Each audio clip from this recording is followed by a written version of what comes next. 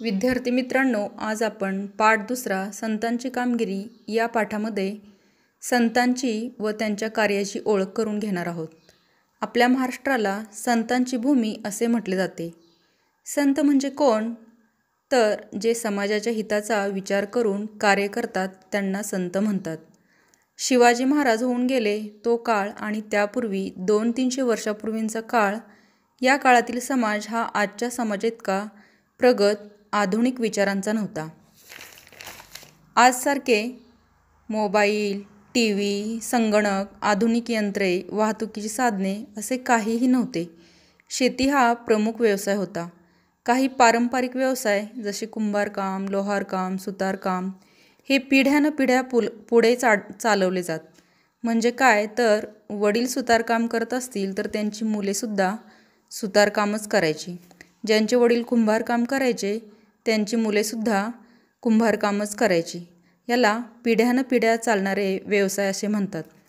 तो समाज अज्ञान, अंधश्रद्धा, जातीपाती, भेदभाव यामध्ये गुरफटलेला होता.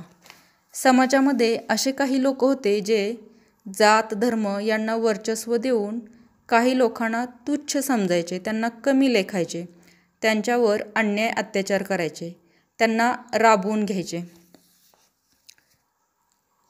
अशा समाजामध्ये दुःख, दारिद्र्य होतं. याच समाजामध्ये जन्माला आलेल्या काही व्यक्तींना मात्र समाजाची ही अवस्था पाहून खूप वाईट वाटायचे. समाजामध्ये दुःख निर्माण करणाऱ्या ज्या गोष्टी आहेत, उदाहरणार्थ अज्ञान, अंधश्रद्धा, या गोष्टी सर्व दूर केल्या पाहिजेत अशा या व्यक्तींना मनापासून वाटायचे. असा विचार करणाऱ्या व्यक्ती म्हणजेच संत. समाज परिवर्तनाची तीव्र तळमळ असायची, पण यांना हे देखील माहिती होतं की केवळ तोंडाने सांगून हा समाज बदलणार नाही. म्हणून या समाजाच्या उद्धारासाठी या संतांनी स्वतःचे घरदार सोडून स्वतःच्या सुखाचा त्याग करून कृतीतून समाज सुधारण्यासाठी प्रयत्न केला. त्या काळी अंधश्रद्धा, अज्ञान यासारख्या वाईट गोष्टी होत्या, तशा काही चांगल्या गोष्टी पण होत्या. जसे लोक सत्य बोलायचे, सत्य वागायचे, खोटं बोलणे, इतरांना फसवणे हा प्रकार कमी होता. लोकांना देवकार्य, भजन, कीर्तन यांची आवड होती. समाजामध्ये लोककला, लोकगीतं हे प्रसारमाध्यमाचं साधन होतं. बायका जात्यावरच्या ओव्या गायच्या. संतांनी समाज एकत्र करून समाजाचे प्रबोधन करण्यासाठी याच भजन कीर्तनाचा आधार घेतला व समाजमन सुधारण्याचे कार्य केले. पण काही समाजकंटकांना संतांचे हे कार्य आवडत नव्हते. समाजाला आत्मभान आले तर आपले वर्चस्व टिकणार नाही ही भीती या कर्मठ लोकांना होती. त्यामुळे त्यांनी या संतांच्या कार्याला तीव्र विरोध केला आणि त्यांचा छळ केला, त्यांच्यावर अन्याय अत्याचार केला. तरी देखील संतांनी आपले कार्य सुरूच ठेवले आणि समाज परिवर्तन घडवून आणले. चला तर काही संतांबद्दल आज आपण माहिती घेऊया. महाराष्ट्रामध्ये श्री चक्रधर, संत नामदेव, संत ज्ञानेश्वर, संत चोखामेळा या संतांपासून सुरू झालेली संत परंपरा समाजाच्या विविध स्तरांमधून आलेल्या संतांनी पुढे चालवली. या संत मंडळींमध्ये संत गोरोबा, संत सावता, संत नरहरी, संत एकनाथ, संत शेख मोहम्मद, संत तुकाराम, संत निळोबा इत्यादी संतांचा अंतर्भाव होतो. त्याचप्रमाणे याच संतांप्रमाणे संत जनाबाई, संत सोयराबाई, संत निर्मळाबाई, संत मुक्ताबाई, संत कान्होपात्रा आणि संत बहिणाबाई शिवूरकर यांचा देखील यामध्ये समावेश होतो. त्यांनी लोकांना दया, अहिंसा, परोपकार, सेवा, समता, बंधुभाव इत्यादी गुणांची शिकवण दिली.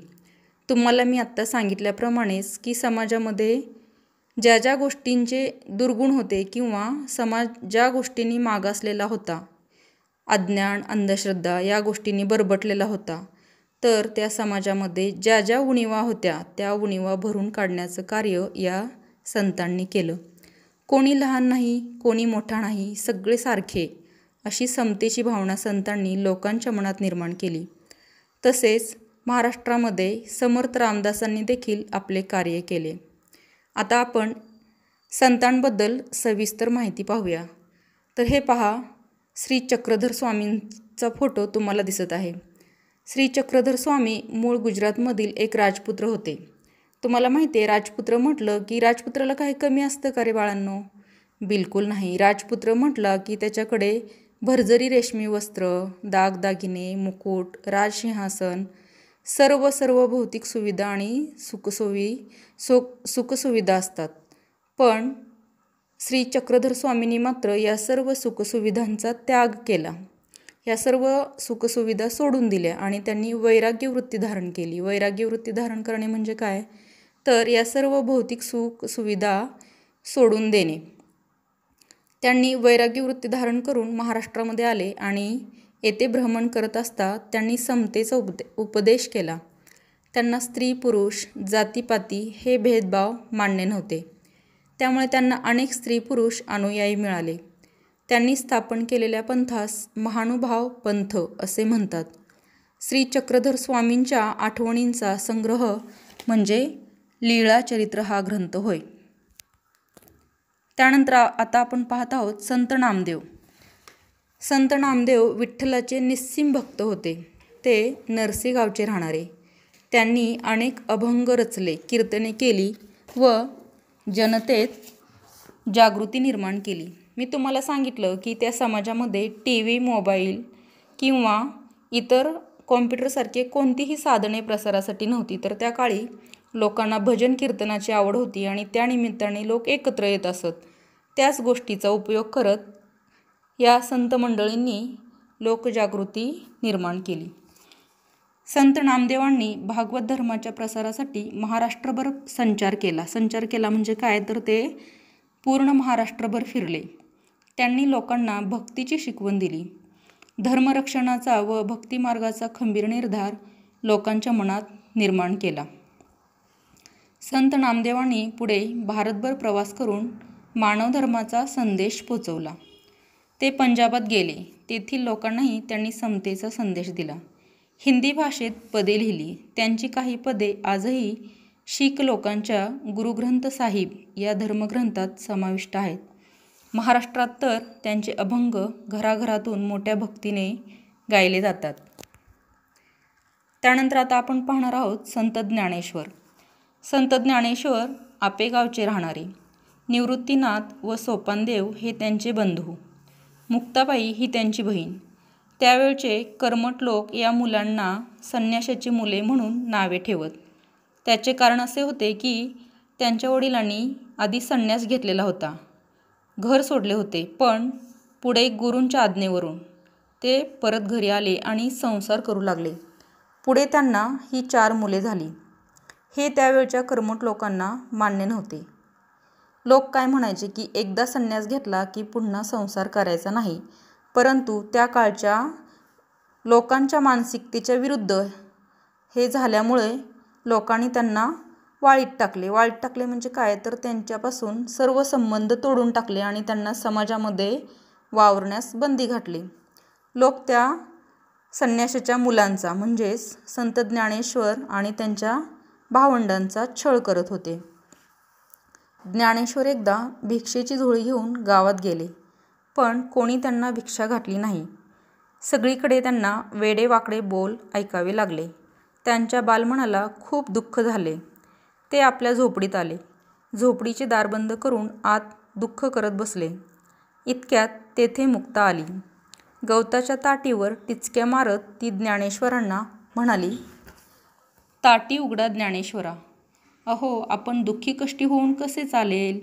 जगाचे कल्याण कोण करील? बहिणीच्या उपदेशाने ज्ञानेश्वरांना हुरूप आला. दुःख विसरून ते कामाला लागले. ठिकठिकाणी गोरगरिबांचा, मागासलेल्या लोकांचा धर्माच्या नावाखाली छळ होत होता. तेव्हा ज्ञानेश्वरांनी लोकांना कळकळीचा उपदेश केला. ईश्वरावर श्रद्धा ठेवा, सगळ्यांशी समतेने वागा, दुःखी माणसांना मदत करा, त्यांचे दुःख नाहीसे करा. त्यांचा उपदेश गेली 700 वर्षे महाराष्ट्राच्या कानाकोपऱ्यात एकसारखा घुमत आहे. त्या काळात धर्माचे ज्ञान संस्कृत ग्रंथांमध्ये बंदिस्त झाले होते. सर्वसामान्य लोकांची बोलण्याची व व्यवहाराची भाषा मात्र मराठी होती. ज्ञानेश्वरांनी मराठी भाषेतून ज्ञानेश्वरी हा फार मोठा ग्रंथ लिहिला. धर्माच्या ज्ञानाचे भांडार त्यांनी लोकांना खुले करून दिले. लोकांना बंधुभावाची शिकवण दिली. ज्ञानेश्वरांनी तरुण वयात पुण्याजवळ आळंदी येथे जिवंत समाधी घेतली. आजही लाखो लोक मोठ्या भक्तिभावाने दर साल आषाढी कार्तिकीला आळंदी पंढरीला जातात. त्यानंतर आपण पाहूया संत एकनाथ. संत नामदेव व संत ज्ञानेश्वर यांच्या कार्याची परंपरा संत एकनाथांनी पुढे चालवली. ते पैठणचे राहणारे होते. त्यांनी भक्तिमार्गाचा प्रसार केला. त्यांनी अनेक अभंग, ओव्या व भारुडे लिहिली.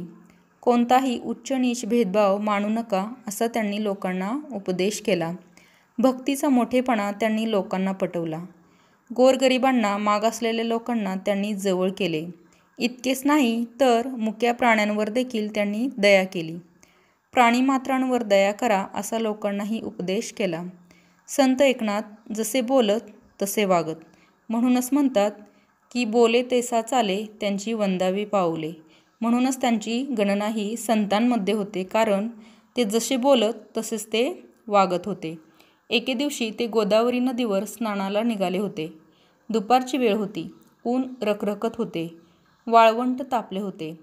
त्या तापलेल्या वाळवंटावर एक पोरके पोर रडत बसले होते. त्याच्या रडण्याचा आवाज नाथांच्या कानी आला. त्यांनी त्याचे आईबाप जवळ आहेत का यासाठी इकडे तिकडे पाहिले. धावत त्या मुलाजवळ गेले. त्यांनी ते पोर उचलून कडेवर घेतले. त्याचे डोळे पुसले. त्याला त्याच्या घरी पोहोचते केले. अशा रीतीने स्वतःच्या आचरणातून एकनाथांनी समतेची व ममतेची भावना लोकांच्या मनावर बिंबवली. पुढे आता आपण पाहूया संत तुकाराम यांच्याबद्दलची माहिती. शिवाजी महाराजांच्या काळात तुकाराम व रामदास हे संत होऊन गेले. संत तुकाराम हे पुण्याजवळील देहू गावचे राहणारे. त्यांच्या घरी शेतीभाती होती. त्यांचे किराणा मालाचे दुकानही होते. त्यांचे वाडवडील अडल्या नडल्यांना कर्ज देत.